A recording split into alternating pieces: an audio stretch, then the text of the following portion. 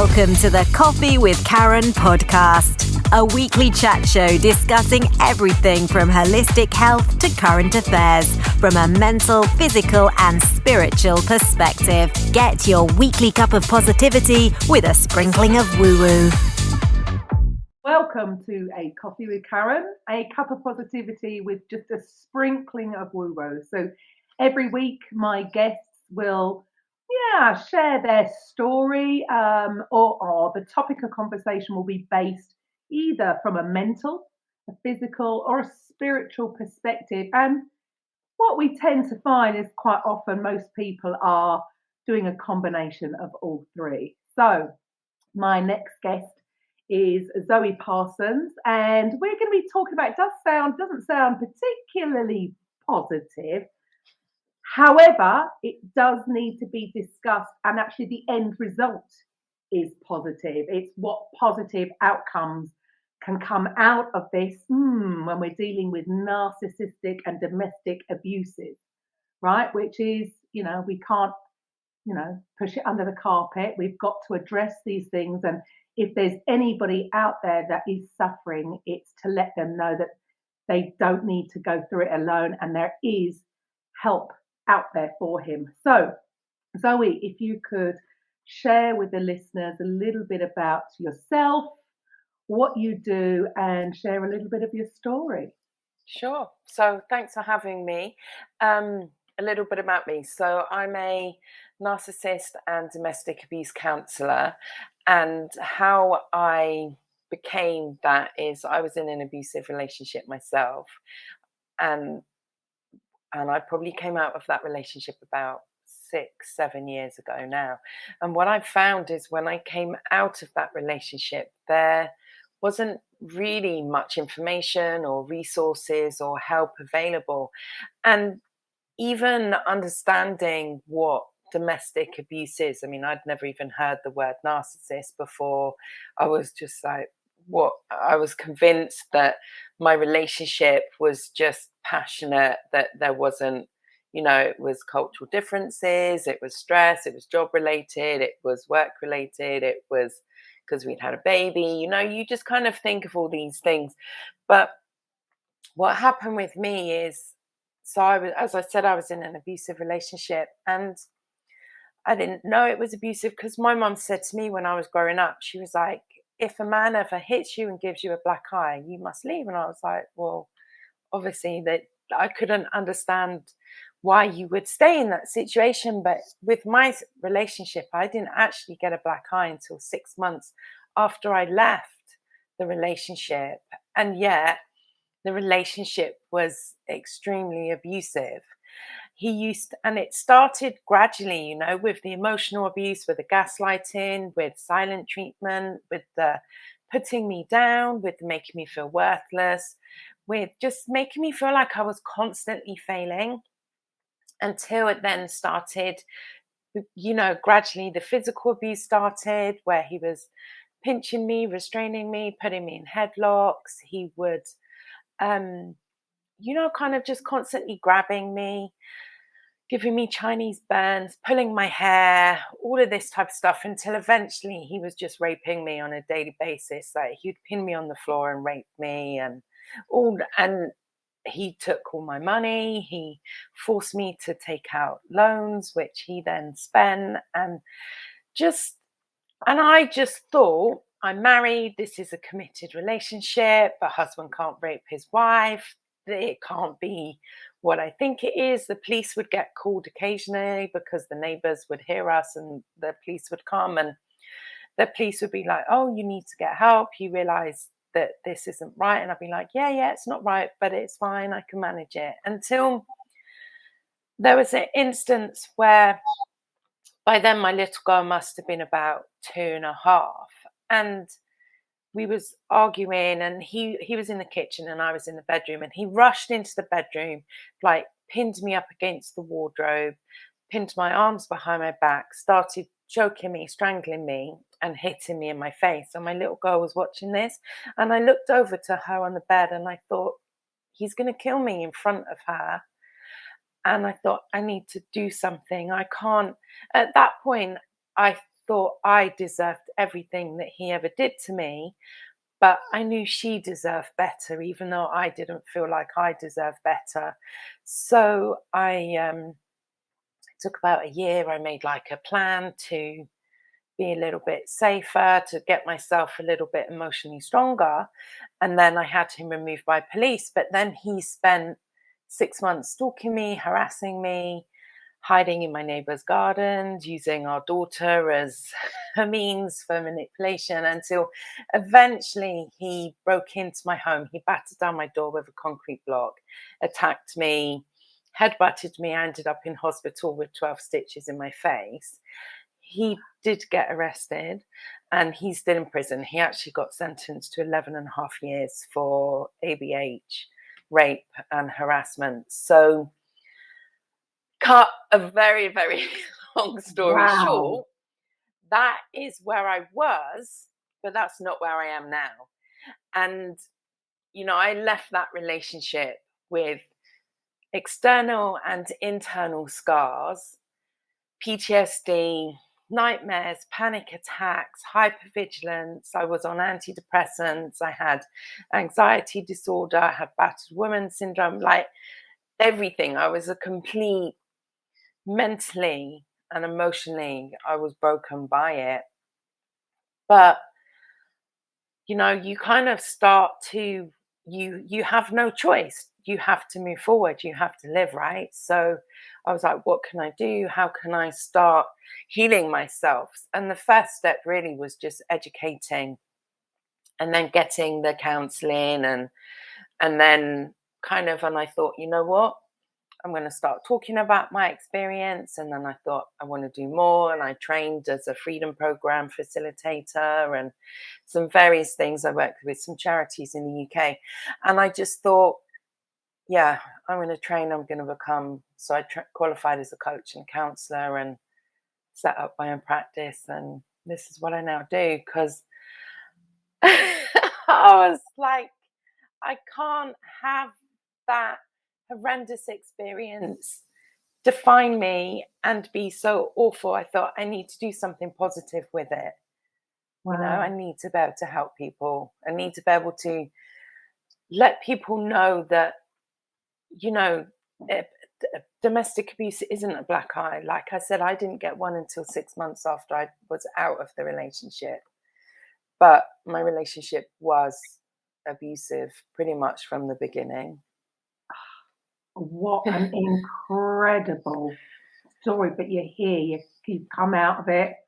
And and how amazing that you can actually be then an inspiration for others. And I suppose, to knowing that there is help out there, because I suppose that's probably a big thing if you are married. Yeah. And it must be quite a difficult, it must be difficult because it's he said, she said, and not everybody, like you say, gets a black eye, that they've got something that you can see. That's right. The scars that it isn't always about that. So, phenomenal, absolutely. But at least you're safe, and more importantly, your daughter as well, because little eyes and little ears, right? Totally, exactly. And it takes time and it takes work. But I'm now in a happy, healthy relationship. My little girl, she's obviously a lot older, and she's happy and healthy, and she can see what a positive male role model should be, and I think that's really important, especially, she's the next generation. And I was like, I need to break this cycle, not just for myself and for my daughter, but I'm like, it is possible for other women and men out there. You don't have to put up with this type of abuse just because you're married, or you're living with someone, or you've got children, or financial commitments, whatever it is. If someone is treating you in this way, then you do have options. Right. And I suppose, like you said, it doesn't start with all of that. It's that drip, drip, drip, that you get used to that, and then it escalates and you get used to that. And it's, where do you draw? Do you feel that it was the moment that your daughter, what was the defining moment for you? Yeah, I mean, I think for me, because by the time like that instance happened that I said where she was looking at me, by then I was so, you become desensitized in a way to your own life. Like he used to say things to me like, oh, if you ever cheat, he had like a big machete and he'd be like, I'm gonna chop you up and I'll put you in the weenie bin. And I was kind of like, yeah, whatever, because I thought I'm not gonna cheat. So I was like, that's not gonna happen. So I kind of accepted that it was all right for him to say that to me, because in my Wow. mind it wasn't gonna happen anyway. Oh, But exactly, but obviously it's a really outrageous thing to say, and it's a really serious thing to say, because statistically, men who make threats, for every 2 men who make a threat to kill, one will follow through on it.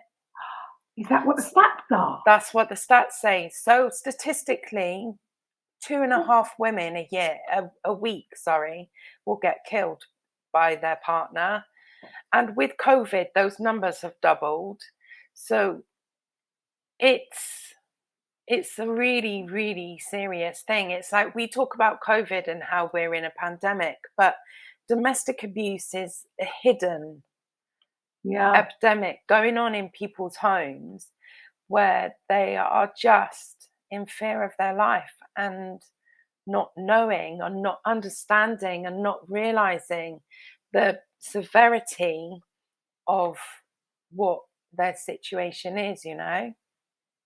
That is, I mean, I knew it was going to be bad because I can remember right at the beginning, people being very worried about the other side, right? Yeah. Where, you're talking about this deadly, deadly virus, but actually there's a lot of other things going on. Exactly. That is the outcome of being locked in. Oh my goodness, no escape. I mean, obviously we're not in that situation at the moment. Let's hope we never have to go back to that. But that's pretty phenomenal. Doubled. Yes, the number has doubled since all this began, which is a pretty frightening fact. Yeah, it's really frightening. And the basis of an abusive relationship is it's a power and control dynamic. So you see, whoever is being the abuser, whether it's a male or a woman, because obviously men, they get abused as well. Statistically, it's 1 in 4. Men, it's 1 in 6. So, and that's only reported statistics. So you have to think that there are lots of people experiencing abuse that aren't reporting it, in as much as the police aren't getting involved. And oftentimes someone would need to be abused, or they experience abuse 39 times before they'll even pick up the phone to report it. So when you think about the stats and what is actually going on in people's homes, it's really, really bad. And why do you think that is? So even based on your experience, what do you think is the real reason behind it? Is it that people are thinking, oh, that's not big enough, or that wasn't major enough, or it didn't hit me hard enough for me to go to or whatever, Is it because they're thinking, oh, that's, or did you, for instance, feel that this is normal? If this goes on in relationships, what do you think is the behind people really not reporting it? Yeah, I mean, it's really difficult. I think, as a victim, you're confused, you're ashamed, you feel guilty, you feel responsible. You don't know what's happening. And obviously there's a whole lot of fear involved. I mean, my ex, he used to press on my arm so much that he would really hurt it, but not enough that he would do this type of thing, but not enough that he would leave bruises. And I would say to him, "You've really hurt my arm. Why would you do that?" And he's like, "I haven't done nothing. What are you talking about?" And I was like, "But it's hurting." And he was like, "Not me." He was like, "Can you see a bruise?" And I'm like, "No." And then I'd be to myself, oh, maybe when someone is staring you in your eyes and gaslighting you, because this is what this form of that we're talking about, form of manipulation is, where someone is denying your reality, when that happens to you enough, you start to lose trust in yourself In your own. and in your surroundings, and you find you're just very confused. So your reality of what you think is happening to what is actually happening gets very distorted. And that's just one example of, as someone maybe gaslighting. But I mean, gaslighting can be anything from, they might hide your keys. So, and then while you're looking for your keys, be saying, oh, you're crazy, you always lose stuff, what's wrong with you, it's losing your mind. And then you spend ages looking, and then suddenly your keys reappear back where they were originally, and you're like, what on earth happened? But I look there and you're just really confused. So you start doubting yourself and your own sanity in a way. And there's no physical abuse involved in that. You haven't been physically injured, but it's highly abusive. It's emotionally abusive. It's the start. It starts somewhere, like you say. They're not gonna be as obvious as, because obviously at the beginning you would have been a stronger woman, right? You would think, looking back, if he'd done any of those things, I wouldn't have had that. But it must be that slow. Yeah. I mean, how long for you? How long were you together? 6 years. 6 years. And how long after were you together did you get married? So we was together a year, and then we married, and then obviously we was married for 6 years. So right. So how long until the thing started? Pretty much straight away. So it's weird because when I look back, there were red flags, as you know, when we was dating, but because I didn't know anything about red flags, because I didn't know anything, I was, you kind of justify odd behavior, you kind of think, oh, it's just a one-off, they're stressed, it's because of this, it's because of work, it's because there was a misunderstanding. We all kind of have the belief that everyone deserves a second chance. Not when it's a red flag, you don't, but no one tells you that, you see. So you kind of go through, and then the rest of the time it's amazing, because the thing is, when you're starting an abusive person, a narcissist, or a perpetrator of abuse, they will wear their mask, and they will rush you, and they will love bomb you, and everything will be really intense, really romantic. It will happen very quickly, and you'll just be on cloud nine with it. And then normally what happens is, once you're either living together, engaged, married, or had a baby, that's normally when it switches and the mask comes off and the manipulation will start. Horrendous. So for those listening that might not, because this word narcissist does seem to, and I would agree, this is definitely, for me, hearing the word is a new-ish word. We didn't really, when I was a kid, nobody talked about a narcissist. So what is your explanation of how would you describe a narcissist? So a narcissist is a clinical diagnosis, and it's an actual personality disorder. So for someone to be diagnosed as a narcissist, they need to go to see a professional. And there are 9 narcissistic traits. And for someone to be clinically diagnosed, they have to be displaying 5 of the 9 consistently. So we're not talking one-off behaviors here. We're talking a pattern of consistent behavior. So for instance, some of the traits are arrogant, they're grandiose, they have no empathy, they are superior, they're exploitative, they're envious of others. So if you're in a relationship with someone who could only, maybe be displaying 2 or 3 of these traits, they're technically not a narcissist, but their behavior is going to be abusive, and why it's helpful to understand the difference, in as much as is if you're in that type of relationship, depending on the abuse and how the perpetrator manifests and displays that abuse, is going to depend on your options for leaving safely, because as I mentioned earlier, there are risk factors. So if someone is threatening to kill you, you can't ignore that, because, as I said, 1 out of 2 threats gets followed through on.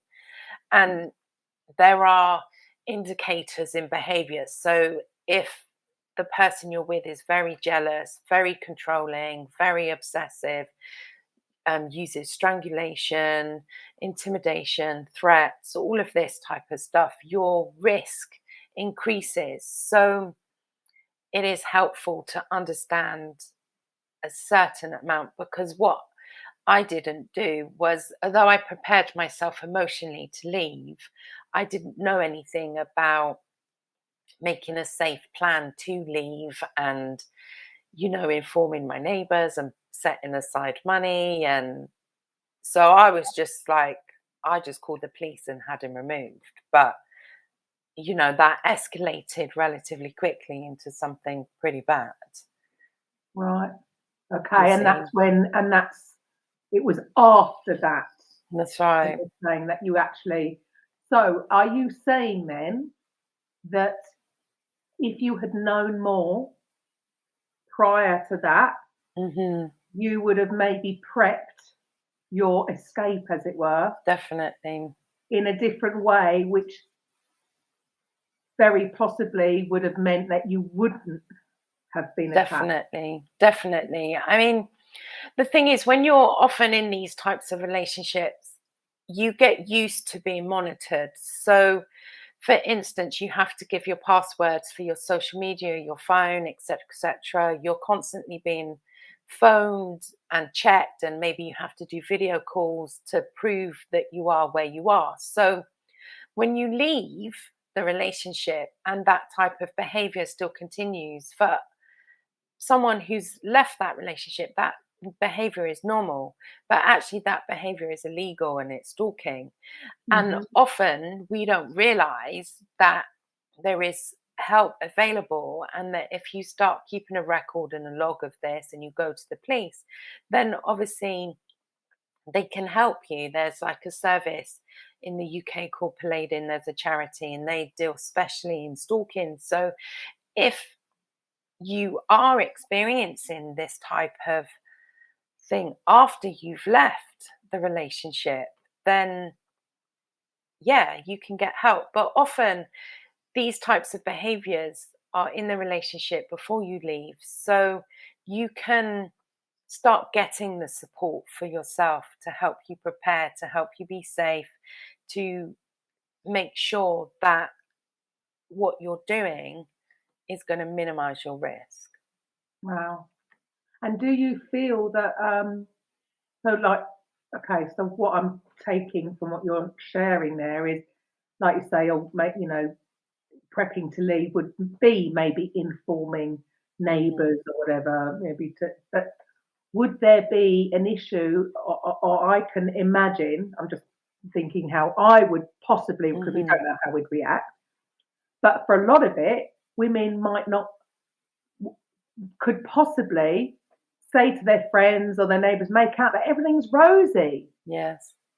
So then there could be a danger of people, sometimes, again, you never know what's going on behind closed doors, because on the face of it, they might have a lovely relationship because the woman might not want to. I think you said earlier about, you feel shame or guilt or, and so might not want to openly admit to what is actually going on in the household to people. So how would they get over that part of it, or what would you suggest to them? I think the first step is really identifying to yourself and educating yourself that what you're experiencing is abuse. Like, there's this, I remember when I was preparing, I was like, I knew something wasn't right. And I was like, I was trying to understand what was going on. And I did this quiz. And the quiz came back something like 55 out of 60. And then at the bottom, it said that because my rating was so high, I was at risk of basically being killed. And I was like, what? I was like, no, no, no, no. I didn't believe it. I was like, that can't be right. I was like, it's just him Wow. and me, and we're just having an argument. And I was like, no, no, no, no, no. So I then thought, all right, let me find something else. So I did another one of those types of quizzes, and it came back with a similar result. And I was like, maybe I need to Out of three.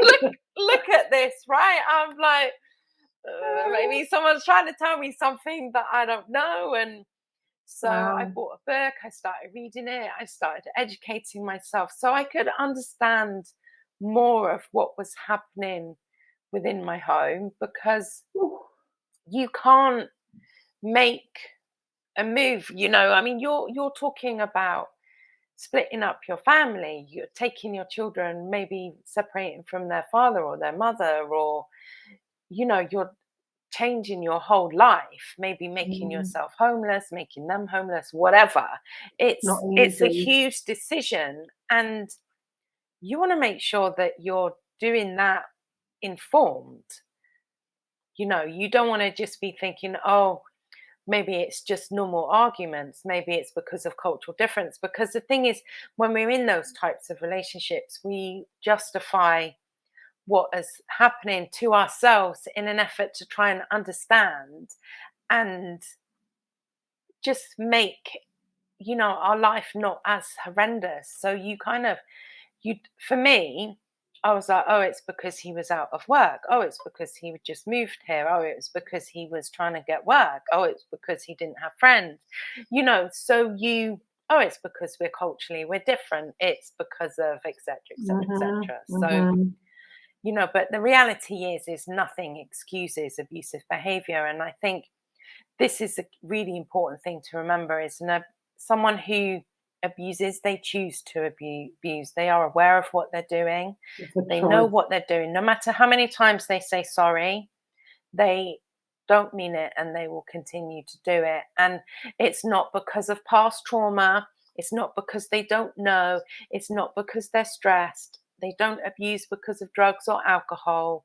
They abuse because they want power and control within that relationship. Right, you said something quite interesting there. Because I've always thought, well, it's the abused become the abuser, so maybe they've had a terrible life or something's happened to them. But then you just said there that it ain't necessarily so. No. And the thing is, it's true, an abusive person might have experienced abuse in their childhood, but that lots of people experience abuse in their childhood. No excuse at all. And not everyone turns out to be abusive. No. It's like we all have a choice as to how we want to deal with that trauma or that event in our life. It's a case of, are we going to do something to heal that part of ourselves, or are we going to project it and just use it to abuse and mistreat other people so that we can feel better about ourselves? But it is an active choice. Horrendous. So what is the difference? So you have domestic abuse, and what's the difference between that and between a narcissist? What's the difference? So obviously a narcissist is a clinical diagnosis, and the problem with that is because narcissists generally, they have a grandiose complex. They feel that they're God. They don't feel that they need to be responsible or accountable for anything. They feel that nothing is their fault. It's always going to be the other person. They won't often go to see someone to get diagnosed. You see, So I think statistically, it's like 1 in 8 people is a narcissist. So the stats are quite high on it, but it would be more if more people was diagnosed. So you're saying that's just that the people that have actually gone to be tested. Exactly. I can't imagine any narcissist No. actually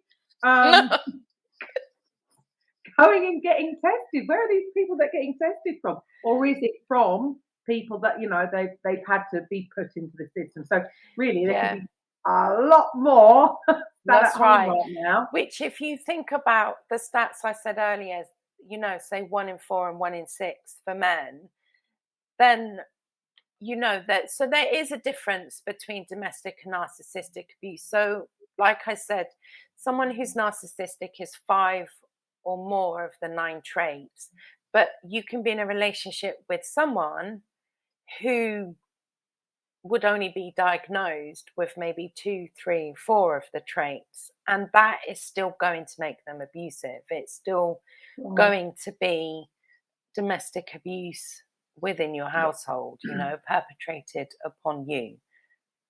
Right. And how would you, so for somebody out there thinking, well, he does that, but he loves me, or he's doing that, but how can you really know? How would you know? What are the real, like you say, red flags, I suppose, if you are in an abusive relationship? I think the biggest indicators is really going to come down to how that person makes you feel as a person. Because you see, everyone is going to be abusive, but in a slightly different way. So, if you go on my Instagram page, it's like I talk about the tactics of abuse, and that's obviously very general examples of what could be happening within your relationship. But depending on the person, they're going to display those things differently. So it's really going to be how you feel about it. And if you feel confused by your relationship, then that generally is a sign that there's some kind of abusive behavior going on. Because in a healthy relationship, there's communication and there's clarity. We don't feel confused about anything. We know where we stand. We know what the person likes. We know what we like, what they don't like, what we don't like. We're able to communicate it. And we're not afraid to speak. And that's the other thing. If you feel that you can't share your viewpoint, your thoughts, and what's worrying you, or you can't speak up or say no or disagree, then that again would be an indicator that you're in an abusive relationship. Not right. Yeah. And one of the things that I think as well that we have a lot of misconceptions about is, everyone, especially with the whole online dating, is people seem to ghost all the time. So the whole ghosting and silent treatment has become something that is acceptable. But the reality is it's not. If anyone is ghosting you, stonewalling you, giving you silent treatment, not ignoring, not responding to your calls and ignoring you, then that is abusive behavior. It's not normal behavior. It's just not respectable, is it? You expect it in any other kind of relationship, a business relationship, or exactly any other kind of relationship. You wouldn't accept it. So why again? But I suppose it's such a difficult thing. If the person's in love with that person before they start showing these signs, it's got to be difficult. So you're saying you don't feel that if somebody is a narcissist, that it's impossible for them to change? They cannot change? No, they cannot change. So why I say that is because the difference between someone who's narcissistic and someone who's not is narcissism is actually, it's a personality disorder, and it's to do with how the brain has formed from childhood. So it's a way the brain is formed. It's like you could be with someone and they could be promising you that they're going to change. They could be saying, let's go couples therapy. But ultimately, all of that is just manipulation to continue you to stay in that relationship where you're giving them essentially what it is they want. Right. So for people, if they are, or they feel that they are, and they're scared of what would happen if they do leave, what are the options that are available out there for these women or men? Because yes, it happens both ways. So, I mean, there are a few things you need to think about. You need to start putting together safety plans. So, I've got one of those on my website, so you can go and you can download that. It gives you like a checklist of everything you need to think about while you're preparing to leave and after you've left as well. Because obviously, after you've left, you need to make sure that you're safe. You need to make sure the children are safe. You need to make sure maybe that your location, your social media, your passwords are changed, whatever it is. There are certain things that, you're going to need to do. I mean, I've heard of people being tracked through the Just Eat app because you share an account, you move and leave, you order a pizza, and they find out your address. So, and it's stuff like that you might not necessarily be thinking about changing because obviously there's, you're in an emotional state. So it's stuff like that I've got on my checklist that people can go and download. You've got Women's Aid, you've got Refuge, you've got Mankind for Men. So there are charities and support services out there. Obviously, if you are afraid, report it to the police. And you can email me. I've got a support group on Facebook that anyone can come and join. And there's people in there in all different stages of wherever they are. And it's kind of, you want to get yourself a network where you can educate yourself, where you are supported, where you can get advice, you can get emotional support, that you just have a safe space where you can vent and get help. Absolutely. It's really important. Yeah, I'm sure having that support network, because I would have thought that in general they would, a lot of these women could feel very alone because Definitely. they could have been slowly chipping away at their friends and family network over the years, however many years it's been going on, till that woman or man, right, can feel like they're on their own. So having a support network and like you say, that emotional support. I mean, it's massive, isn't it? So the upside of this is, because obviously this is it's not all doom and gloom. It's not all doom and gloom, just because there are people out there that you just think, why do you not want a happy relationship? Isn't that better than it's just why? I mean, the thing is, it's because their view of what happy is different to what your view of what happy is. So you see, a healthy person will go into a relationship wanting love, honesty, respect, trust. They'll want to grow with that person, build, you'll have goals, you'll, have future plans, whatever it is. And it's very team orientated, where an abuser isn't about the team. An abuser is about them, what they can get, how they're going to get it, when they're going to get it. And you basically become a means of supply to them so they can gain everything and anything they want. So it's not about your happiness as a couple, although they might be telling you that. What it is essentially is it's about their happiness as a person. And that is all they care about. So, but because that's not, if we was dating someone and they said, oh yeah, I want to be with you because I want to drain you of all your emotional, mental, physical, sexual, financial resources, you'd be like, hell no. Yeah.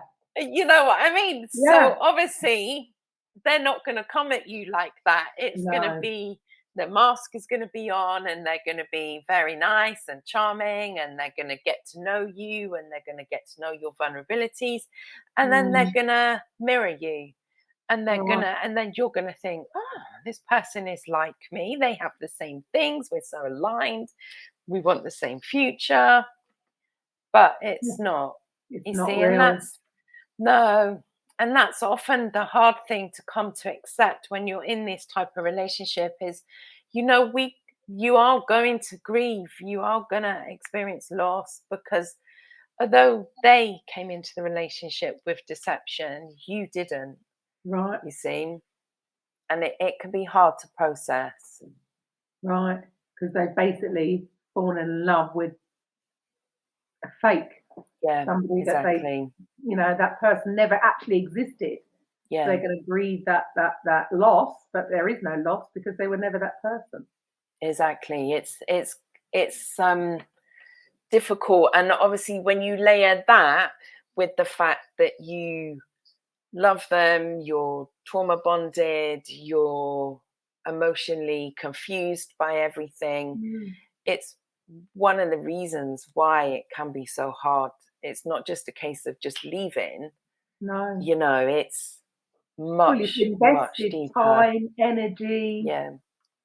Emotion. Yeah, there's a lot. So you can see how that this is, I suppose, a lot of this, it is the mental perspective. It's how that person is going to deal with come to terms with all of that, even. So, but there is a light at the end of the tunnel. So how can you heal from being in an abusive relationship, even though at the time, and I'm sure it must be the most difficult thing in the world, it's difficult for any relationship to come to the end of any relationship, right? But something like this, with dealing with a narcissist, it's just a whole other level, right? Yes, of what they've got to deal with. So what is their starting place, and what can somebody hope for coming out of this? There is light at the end of the tunnel. Totally, there's totally light, and you can totally heal. But I think it's important to recognize that this relationship that you've come out of isn't a normal relationship. It's not just your heart that's broken, it's your spirit, and time alone is not going to be enough. You are going to have to actively do things to help yourself on your healing journey, and you need to be patient with yourself because it is going to take time. And there are certain things that you can definitely do. So for instance, the first step I'd say is you definitely need to start educating yourself. So buy some books, download them on your Kindle, follow people like me on Instagram, start helping yourself so that you can become aware, so that you're not so much in this foggy, confused state within this relationship. It's like that doesn't have to be, where you end up. The other thing is you need to get yourself a support network. You need to speak to a professional, so someone like myself. You need to realize that you can't fix them, because often we are made, while we're in that relationship, we are made so responsible for everything. Everything is our fault. And the reason the relationship doesn't work is because it's our fault, and if only we did this or we did that, or we cooked a different dinner, or we wore a different outfit, or whatever it is. I mean, the thing is, it's an impossible set of requirements when you're in an abusive relationship, because the rules always change, because you're in a relationship with someone who doesn't want peace and harmony. You're in a relationship with someone who wants emotional and physical supply from you. They feed off. I call them, abusive people. They're a bit like energy vampires. It's why we come out of those relationships drained, exhausted, looking 10 years older and just feeling like we could sleep for a year, But I've done it. I was in a really awful place and I'm now out and healed. I did the work. I'm now, as I said, in a happy, healthy relationship. And I now help men and women get to the same place that I'm in because I know it's possible.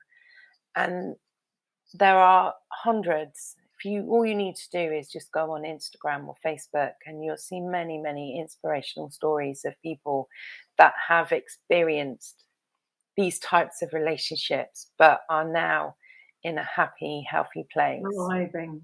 Yeah. Thriving.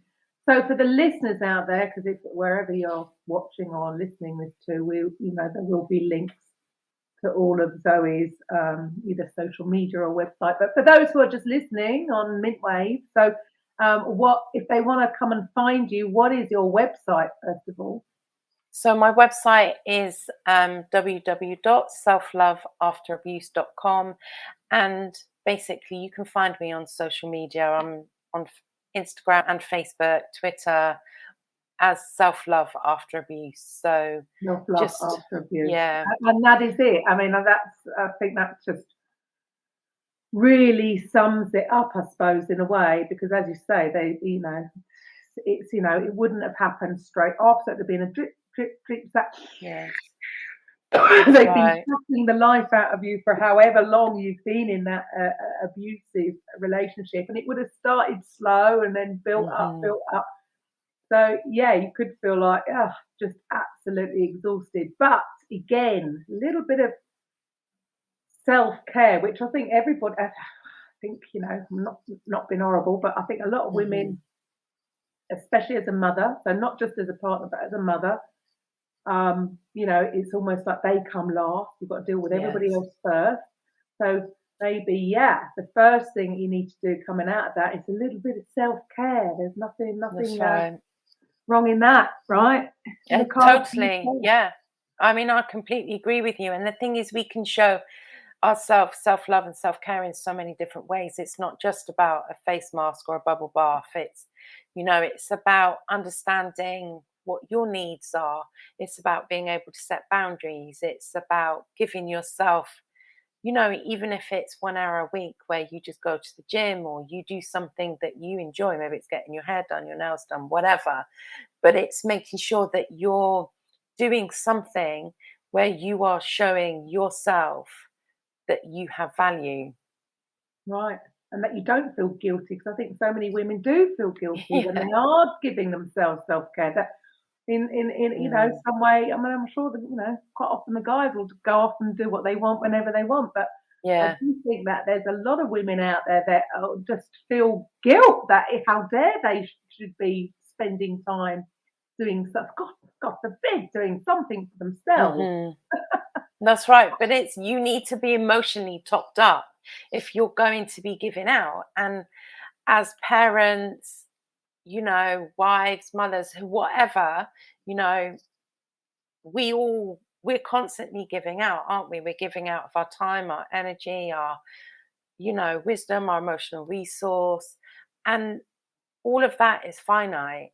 And it's like, if you don't take the time to make sure you're replenishing yourself in these different areas, you will end up not being able to give to your family or your work or whoever what it is you want to, purely because you've run yourself dry. Sure, you can't give from an empty cup, as they say. No, so it starts with you first, which could be, I mean, how many different things can we think of? Like you say, it doesn't have to be getting your hair done, the nails done. Could be just 10 minutes of peace, just 10-minute meditation. Start with that. One little bit of quiet time for you. Although you did say, you did mention earlier that might not be the right thing for somebody coming out of that. Did you say that? So no. Well, I mean, it's going to depend on how you are with your emotional state, because obviously when you've come out of an abusive relationship, you're adrenaline, cortisol, your stress hormones, you're in very much in fight or flight. So, sometimes doing breathing exercises or sitting calm can be too overwhelming. Might be too much. So that might not be the best advice, actually. So I'm going to take that back. That would be my instant. But I then just suddenly remembered you mentioned that might not be the right thing for somebody. And that makes a lot of sense. In the beginning, they might not be in that, they're not in a good place, right? No, So because somebody like that being in the quiet, their fears and anxiety might actually rise, as opposed to having obviously the opposite effect, which we're thinking of. So then for somebody that's in that state, so that wouldn't be for them at that time, once they're going through the healing process, for somebody who is, so what would you say would be the best way of a little bit of self-care to help them right at the beginning part? I think probably the most effective way of self-care that you can do for yourself is to start journaling. You need, if you're not able to speak with a professional for whatever reason, or even if you are able to speak with a professional, then I still think you should journal.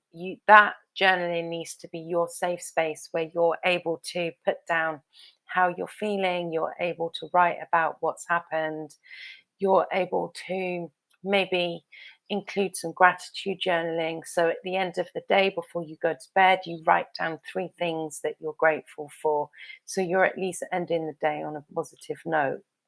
Wow. And the power of physically writing, don't mean typing in your phone, because what it does is the physical writing does something, releases different things in your brain, which helps you process things differently than just typing away. So I would recommend getting a good old-fashioned book and a pen. And do you remember those things? It's amazing, isn't it? I mean, you're so right. There is so much proof out there, so much research out there that something magical happens when you put pen to paper. There's more neurons. There's more. That's right. Yeah, it's just so easy, isn't it? With all these apps and the phone and then this and then that. But yeah, old-fashioned way, pen to paper. I don't know whether it's something about the time. I don't know whether it's to do with it takes a bit longer as you're doing the thing, you're thinking about the work. There's just something that's going on. We know that there's something more that's going on than just clicking the alphabet on a keypad that is joining the dots, right? Definitely. So journaling. And would you recommend first thing in the morning? What's, like you said, something about last thing at night? Great gratitude. Does it matter first thing in the morning? I think it's going to depend on where you are in your healing journey, what it is you're trying to focus on. So for instance, if you're trying to understand and break down gaslighting or trauma bond, then what you're going to want to focus on is you're going to want to write down the events of what's happened in your relationship, so that you start focusing on the reality of that instead of the false hope and the false promises and everything else that's kind of kept you stuck in that relationship. So, but if you're, maybe you've already done that and you feel that you want to do something to build your self-esteem and your self-confidence, so you might want to start doing some kind of affirmation, or maybe you want to write down in the morning 3 compliments about yourself that you give yourself, to kind of reaffirm how you're feeling and make yourself more positive about yourself. You are worthy. Nobody deserves to be in any kind of abusive in any way, whether is from a narcissist or a bog standard domestic abuser, right? Yeah, that's right. I mean, essentially, abuse is abuse, and to a certain extent, it's helpful to understand the difference, especially when we hear the term narcissist all the time. It's kind of a bit of a buzzword. I think everyone is throwing it around. It's like Yeah, if your sure. partner's forgotten to take rubbish out or hasn't cooked your dinner, they're a narcissist. Or they've been a Mm, bit selfish with something, they're a narcissist. And that's mm. not what a narcissist is. You know, a narcissist is someone with a personality disorder, and it's very serious. Right. So You know, yeah, so it is all about I suppose acknowledging which one, because as you said, then there might be a different way of dealing with exactly. the preparation to leave. I mean, it's terrible, isn't it, to think that Mm, you've got to prepare to leave rather than just I know. leaving. Honestly, so that anybody who's out there, I mean, I try and joke about it, not to put down anybody who's going through it, but to give light to the situation. But for anybody who does feel that they are in that situation, they are afraid, then just to let you know that there is help out there. So Zoe, how do you help? What kind of things then do you do? Do you offer just sort of one-to-one counselling sessions? Do you offer any kind of Hmm. packages? How is it that you work? Yes, so I offer one-to-one counselling sessions. You can offer them in 30-minute or 60-minute sessions because I want to make what I offer accessible and available. You know, everything is online, it's all virtual, so it doesn't matter where you are. You don't need to worry about, traveling. If you need privacy, you can sit in your car and do it. The I want to make sure that I'm here to help people. I run group coaching sessions where people come together for 6 weeks at a time and they can obviously work together as a unit, and you get a nice little community feel with that, and you can work through the steps and educate yourself.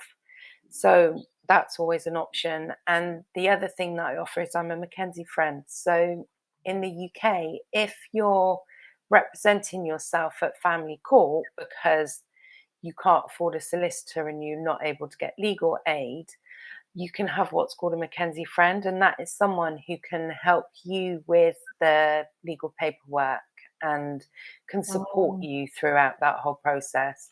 So, because I've got a child with mine, it's something I've had to do. I've had to go through family yes. court and get an array of different orders, and I've had to represent myself. So I qualified and I thought I'm going to start offering this because a lot of my clients, they are in family court, and it's not just the legal aspect, it's Mhm. also the emotional aspect, because you need to be emotionally prepared and ready, because essentially it's like you're going to be going to war.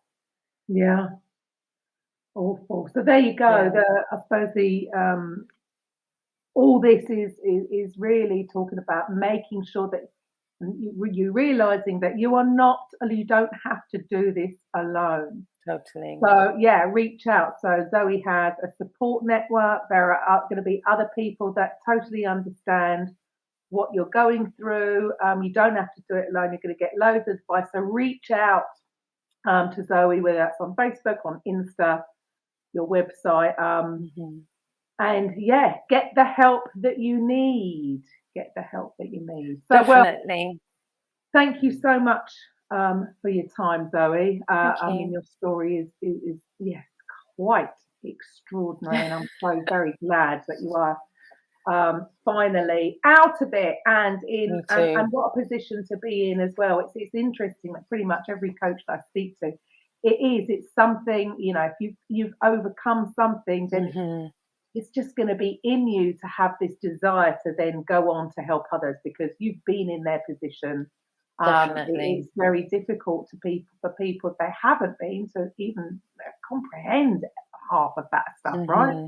So to speak to somebody that totally understands where you're at right now and that there is help out there. So yeah, thank you so much for your time, Zoe. Thank you for having me. Uh, It's been good chatting with you today.